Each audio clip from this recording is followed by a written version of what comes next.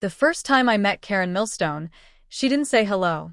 She scrutinized me from the foot of my driveway like I was a trespasser, not the new homeowner who'd just signed a full-price cash deal on the corner lot of Stone Creek Estates.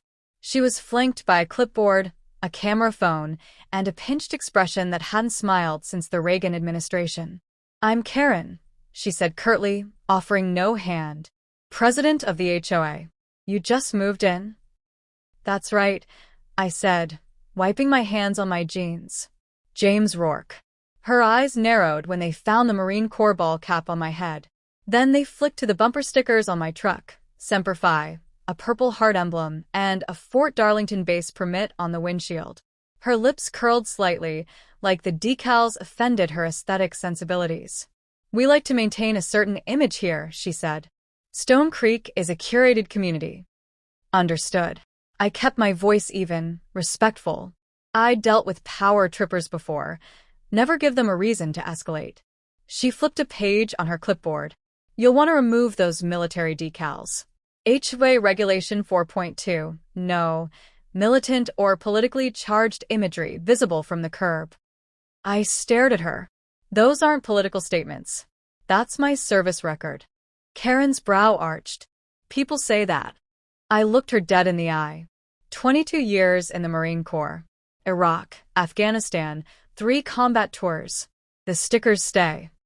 She pursed her lips. "There've been incidents, people posing as veterans for attention.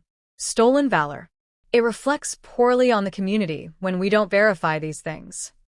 It was a cheap shot. My knee still clicked from a roadside IED in Helmand. I'd buried good men, better men, and never once used my service for sympathy. But I could tell from her tone that she wasn't accusing out of concern. This was personal. "I don't need to prove anything to you," I said quietly. "Have a good day." Her expression didn't change. "We'll be in touch." She turned and walked away, like a general surveying her turf. And just like that, I knew exactly what kind of war I was in for. The first violation notice came less than 48 hours later, an official envelope taped to my front door like a scarlet letter. "Unauthorized exterior ornamentation," it read. "Flagpole and decorative flag not in compliance with HOA standards." The flag in question was a simple American flag, standard size, mounted beside the porch like I'd done at every home I'd ever owned. I had the paperwork to prove federal protections for its display. That didn't stop her. The next morning, I found a second notice. This time, noise disturbance. The offense? Doing jump rope drills at 0700 in my fenced backyard. I checked the regulations. Quiet hours ended at 6 a.m. The rule was bogus. I emailed the board. No reply. On the third day, Karen showed up again. This time, she brought backup. 2 HOA board members in matching polos, arms folded, watching like bodyguards. "We've reviewed your file," Karen said. "You're not listed as an active duty service member, nor are you registered as a veteran with any of our approved databases." "Your approved databases?" I said, incredulous. "It raises questions," she continued. "Questions about the validity of your status and whether those military decals are a form of misrepresentation."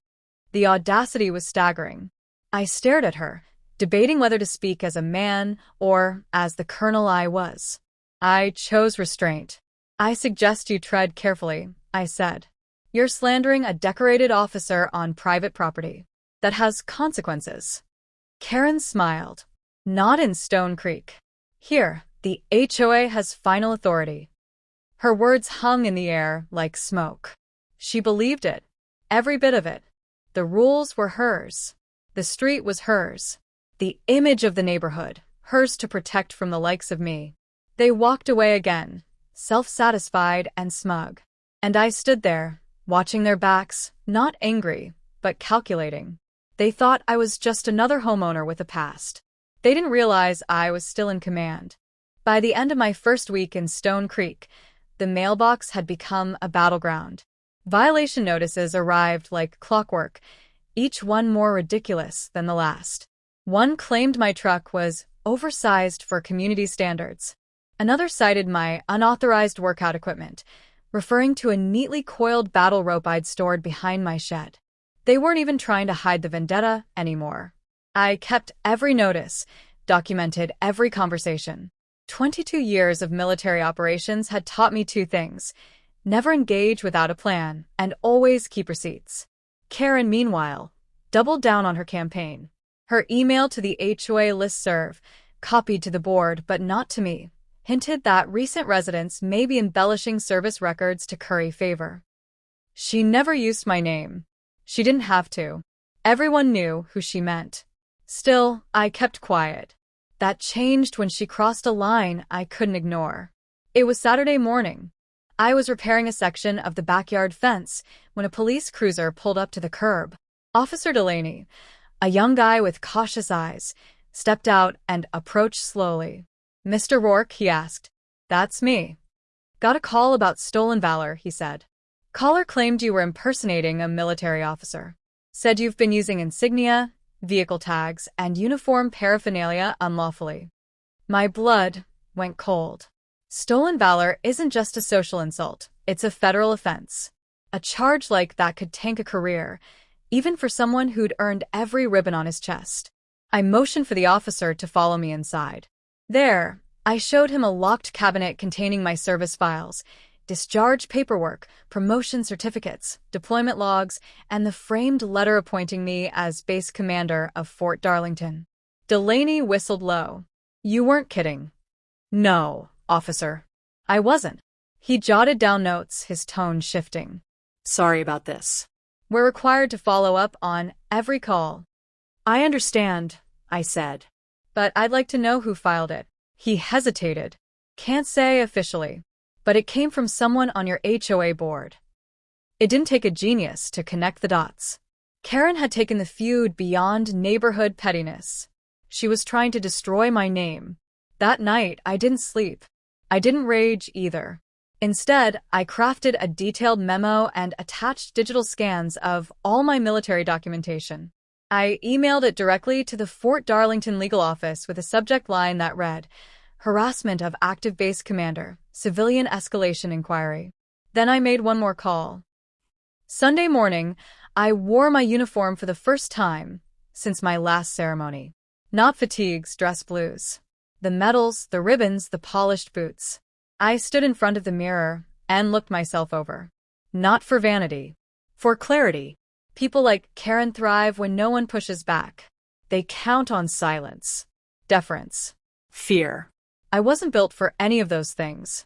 As I stepped outside, the neighborhood was already humming. Lawn sprinklers ticked. Kids rode bikes. And at the center of it all, the HOA's monthly community brunch, set up in front of the clubhouse with tents, folding chairs, and a banner that read, "Preserving the Pride of Stone Creek." I walked straight down the sidewalk, ignoring the sideways glances. Conversation stalled as I approached. Karen stood at the refreshment table, mid-sentence, wearing a pink sun hat and the same self-satisfied smile. When she saw me, that smile faltered. "Good morning, Mrs. Millstone," I said, voice level but carrying. "I understand you have some questions about my military status." Her eyes flicked to my uniform, to the silver eagle on my collar, and back to the growing crowd behind me. This isn't the place," she stammered. "You're disrupting a community event. I'd say this community deserves clarity," I said, louder now. "You accused a decorated veteran of fraud. You reported me to law enforcement. You misrepresented my character to the board." Karen turned red. "This is not how we conduct things." I cut her off. "I am Colonel James Rourke, active duty, currently commanding Fort Darlington, one of the largest military installations in the region. Your accusation wasn't just false, it was defamatory." Gasps. Whispers. People recording. I let the silence hang, just long enough. "And now," I said quietly, "I'm going to give you one chance to make this right." Karen didn't answer. She didn't have to. The tremor in her hands said everything. The moment I left that HOA brunch, the neighborhood changed. Not physically. Stone Creek's flower beds remained perfectly trimmed, the stucco homes evenly painted in muted suburban shades, but something under the surface cracked. Karen's power, once unchallenged, began to fray. Whispers turned into conversations. Conversations turned into questions. But I wasn't finished. Karen may have been rattled, but people like her don't surrender after a single blow. They retreat, regroup, and double down.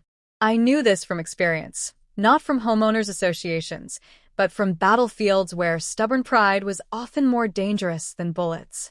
So, I took the next step.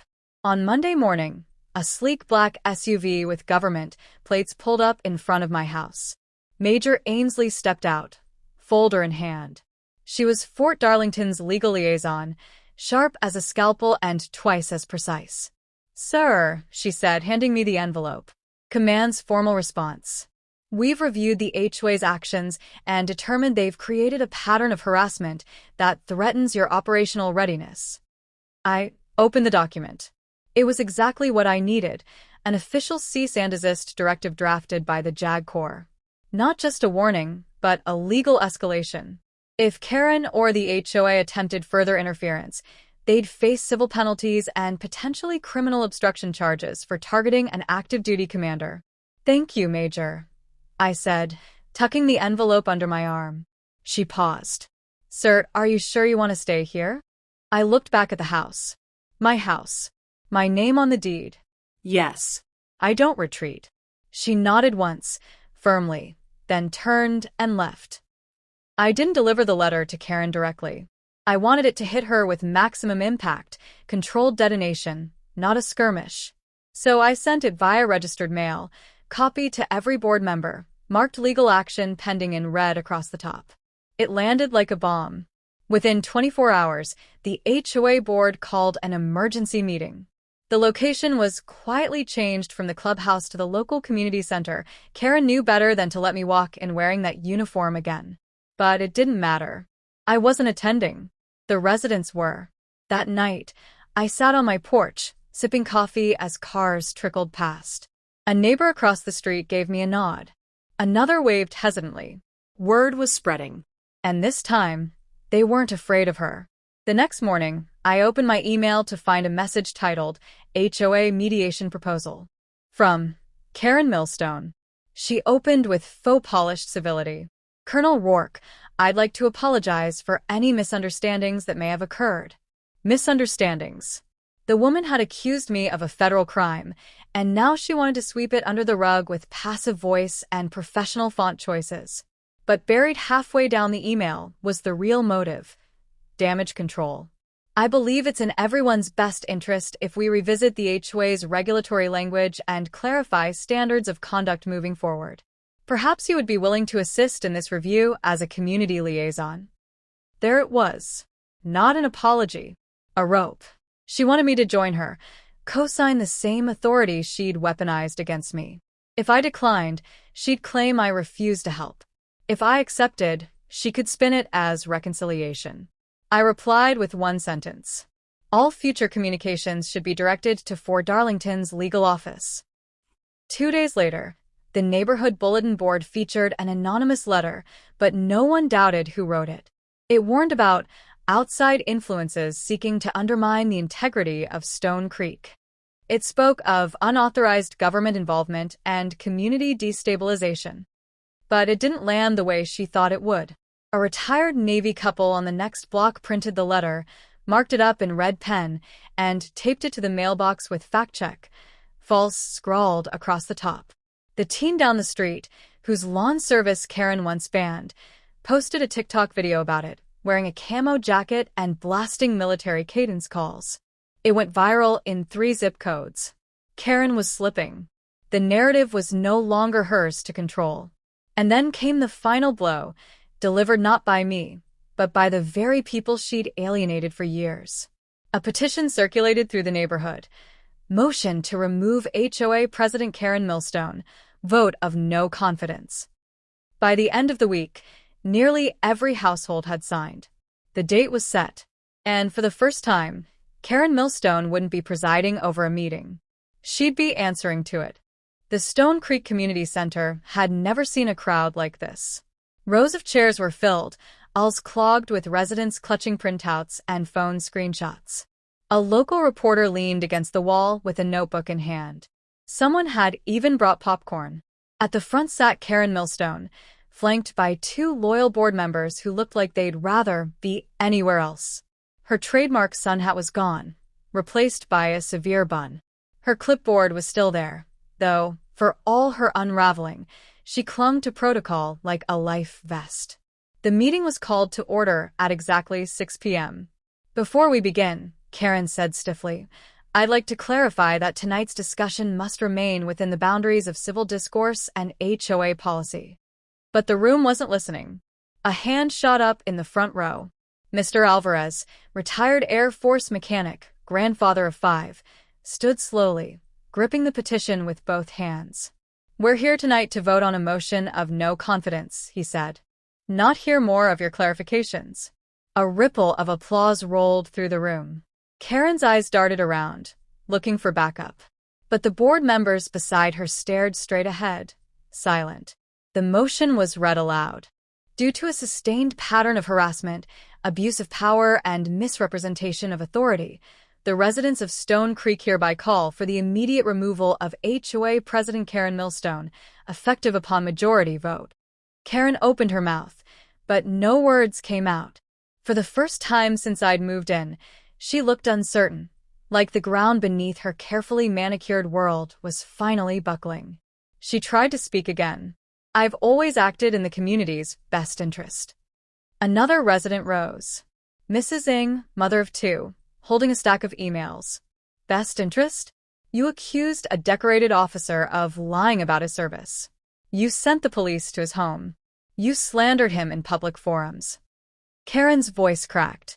"He was intimidating people, wearing a uniform to scare us."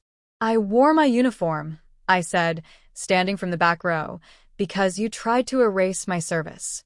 The room went quiet. I walked to the front, papers in hand. "What you did wasn't just petty. It was malicious. You weaponized a position meant for community care and used it to bully, belittle, and control." I placed the cease and desist letter on the table in front of her. This is what happens when authority goes unchecked.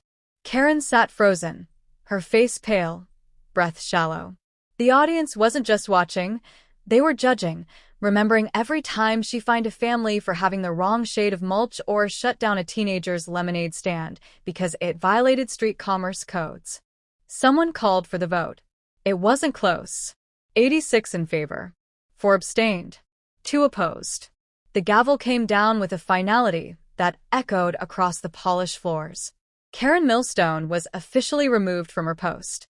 She stood slowly, trembling, as the new interim president took her place, a former firefighter named Glenn who'd never once spoken at a meeting before tonight. Karen didn't make a scene. She didn't scream or slam the table. She just gathered her clipboard, walked out the side door, and disappeared into the dusk like a dethroned monarch who finally realized her crown was made of paper. The following week, things changed fast. The HOA board released a public apology for the mistreatment of Colonel Rourke and pledged a full review of their bylaws. The rule against military decals was repealed. Fines for frivolous violations were rescinded. Flags flew freely from porches that had once been bare. The whole neighborhood exhaled. I kept a low profile, but not out of fear. Out of peace. One evening, I was working in the garage when a knock came at the door. It was Mrs. Ng and her 2 kids. Her son handed me a hand-drawn card, an American flag, a soldier in a helmet, and the words, "Thank you, Colonel Rourke." I smiled and ruffled his hair. "You're welcome, kid." As they left, I glanced up and saw neighbors walking dogs, chatting on porches. For the first time, Stone Creek didn't feel like enemy territory. It felt like home. I didn't need parades or speeches. I didn't even need Karen to apologize. Justice, after all, doesn't always come with noise. Sometimes it arrives like a quiet shift in the wind, undeniable, lasting, and earned.